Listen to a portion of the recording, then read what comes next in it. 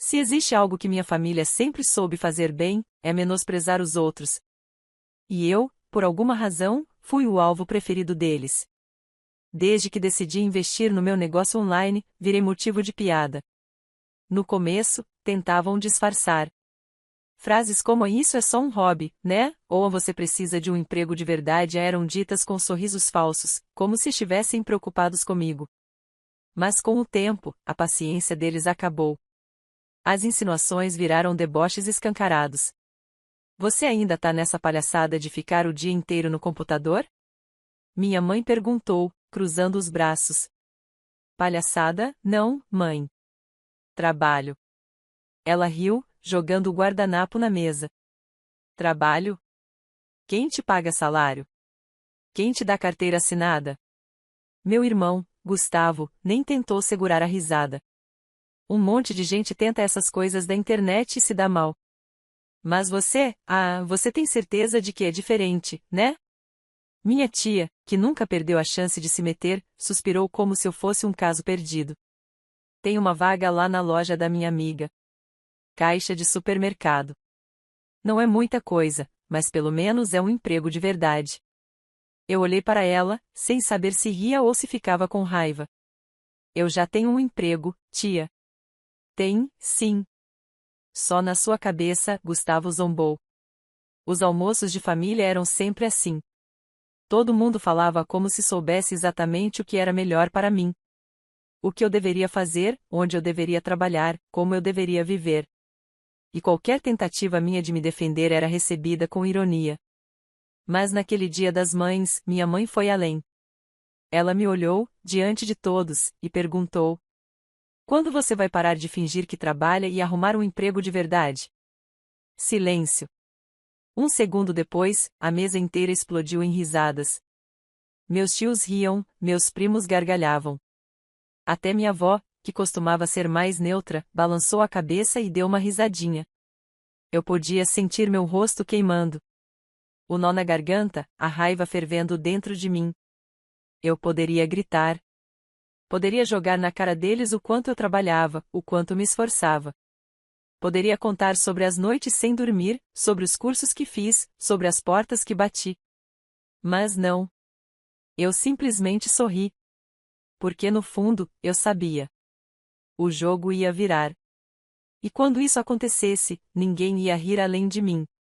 Depois daquele almoço humilhante, uma coisa ficou clara para mim: eu não precisava provar nada para eles.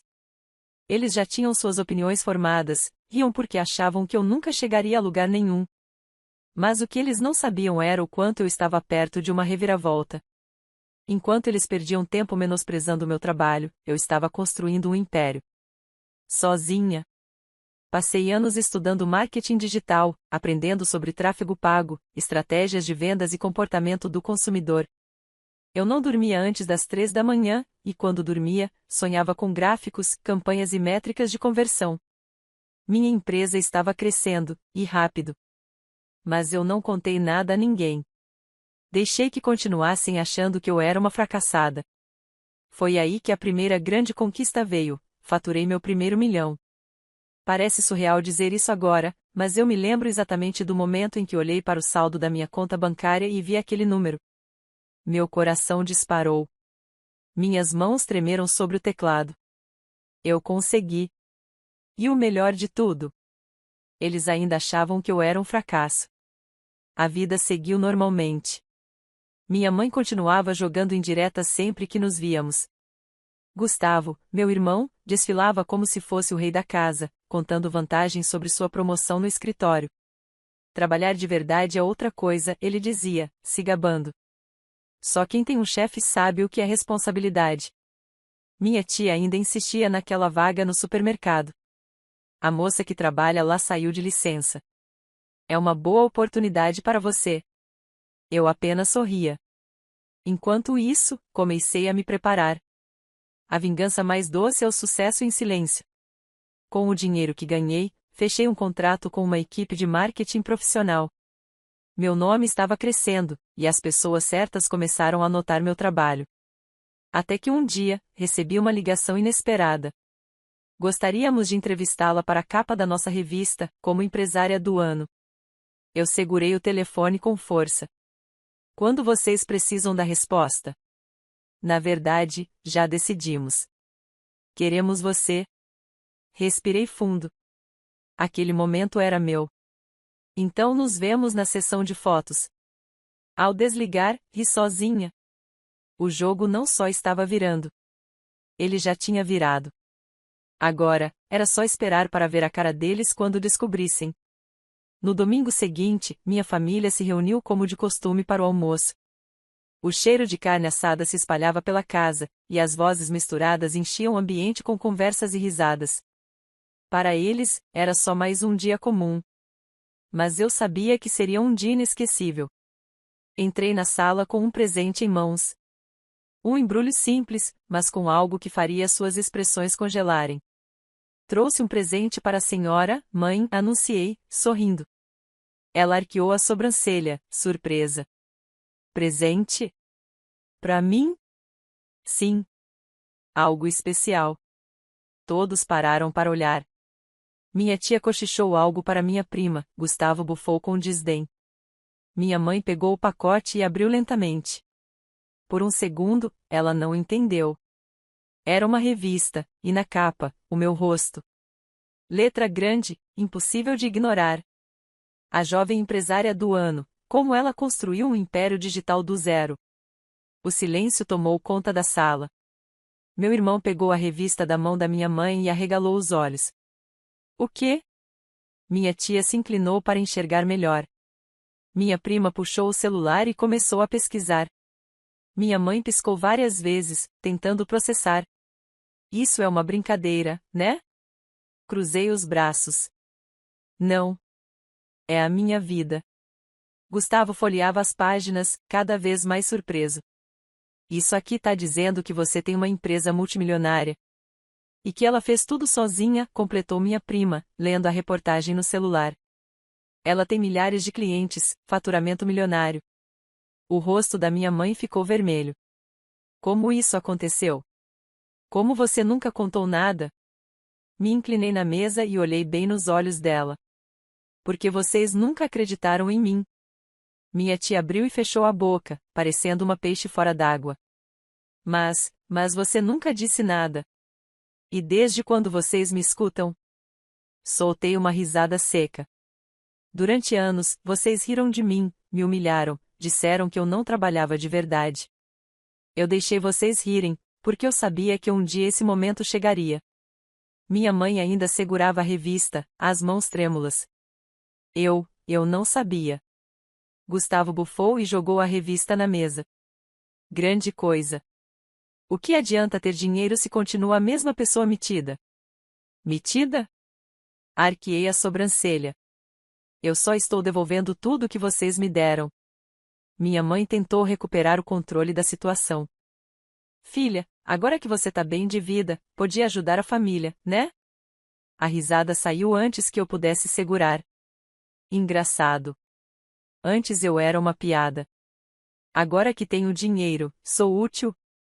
Ela ficou sem resposta. A verdade era simples, eles nunca me respeitaram.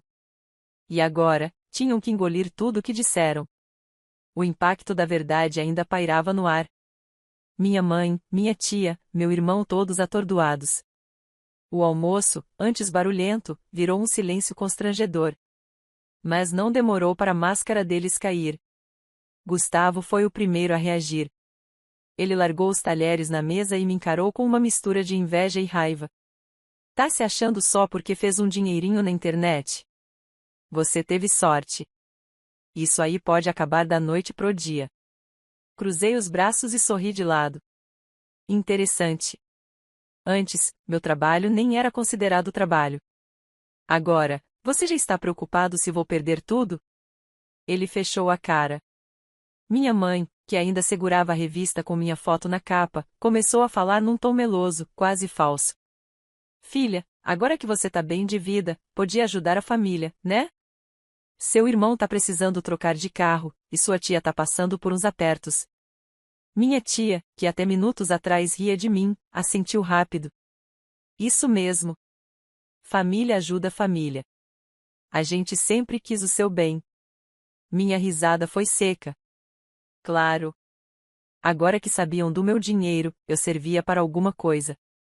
Engraçado, recostei na cadeira. Quando eu estava começando, ninguém me ajudou. Pelo contrário, só me humilharam. Agora que viram o saldo da minha conta bancária, sou a família de novo. Minha mãe tentou manter a pose. Não fala assim, filha. A gente só quer o seu bem. Meu bem? Inclinei o corpo na mesa. Quando a senhora disse, no Dia das Mães, que eu devia arrumar um emprego de verdade, aquilo era pelo meu bem? Ela engoliu em seco. É que a gente não sabia. Não sabiam porque nunca se importaram. Minha tia tentou intervir. Você sempre foi orgulhosa. Nunca pediu ajuda. Apertei os olhos e balancei a cabeça, incrédula. Pedir ajuda? E o que eu ia ouvir em troca? Isso não é trabalho, arruma algo de verdade, isso não paga as contas. Vocês queriam que eu desistisse. Gustavo, de braços cruzados, soltou uma risada debochada. Tá bom, já deu seu show. Mas vou te dizer uma coisa, dinheiro não compra respeito. Me levantei devagar e olhei para ele de cima. Não compra, mas prova quem merece respeito. E, naquele momento, ficou claro, eles nunca me respeitaram. Eles me queriam pequena. Eles precisavam que eu fosse um fracasso para se sentirem superiores. Mas agora eles tinham que engolir a verdade. E isso os matava por dentro. Depois daquela discussão tensa, saí da casa da minha mãe sem olhar para trás. Mas eu sabia que aquilo não terminaria ali. E eu estava certa. Na semana seguinte, começaram as mensagens. Mãe, filha, precisamos conversar. Você não pode guardar rancor da família. Tia, sua mãe tá arrasada. A gente errou, mas você podia ser mais compreensiva. Gustavo, tá se achando rica, né? Quero ver quando quebrar. Ignorei todas. Não era rancor. Era respeito próprio. Mas o golpe final veio quando minha mãe apareceu de surpresa no meu escritório. Ela entrou de cabeça erguida, como se ainda tivesse alguma autoridade sobre mim. Precisamos conversar, disse, se sentando na minha frente sem ser convidada. Respirei fundo. Diga. Ela cruzou as pernas, tentando parecer casual. É sobre a casa. Estreitei os olhos. Que casa? Ela sorriu, como se aquilo já estivesse decidido. A nossa. Pensei que agora que você tem dinheiro, poderia comprar uma casa maior para mim e para o Gustavo. Assim, você poderia morar lá também, e a gente seria uma família de verdade. Pisquei algumas vezes, absorvendo o absurdo da proposta. Você quer que eu compre uma casa para você e para o Gustavo, depois de tudo? Ela fez um gesto vago com a mão. Esquece o passado, filha. Somos família. Fechei a cara. Ah, então agora somos família? Quando vocês riam de mim, quando me humilhavam, eu não era nada. Mas agora que tenho dinheiro, sou útil, né? Ela bufou. Você sempre foi dramática. Tá com dinheiro, custa ajudar a própria mãe? Custa. Porque vocês nunca me ajudaram quando eu precisei. Ela bateu a mão na mesa, irritada. É assim que você retribui tudo o que fiz por você? Me inclinei para frente e olhei bem nos olhos dela. Retribuir? Tá pedindo pagamento pelos anos de desprezo? Pelo desrespeito? Pela humilhação? Ela se calou. Me levantei e apontei para a porta. Acabou. Eu construí tudo sozinha. E vocês vão ter que viver com isso. Ela ficou vermelha de raiva. Você vai se arrepender disso. Sorri de lado. Talvez. Mas pelo menos, não serei mais o motivo do riso de ninguém. Ela saiu batendo a porta. E ali, naquele momento, eu soube, eles precisavam de mim. Mas eu nunca mais precisaria deles. E essa foi a maior vingança.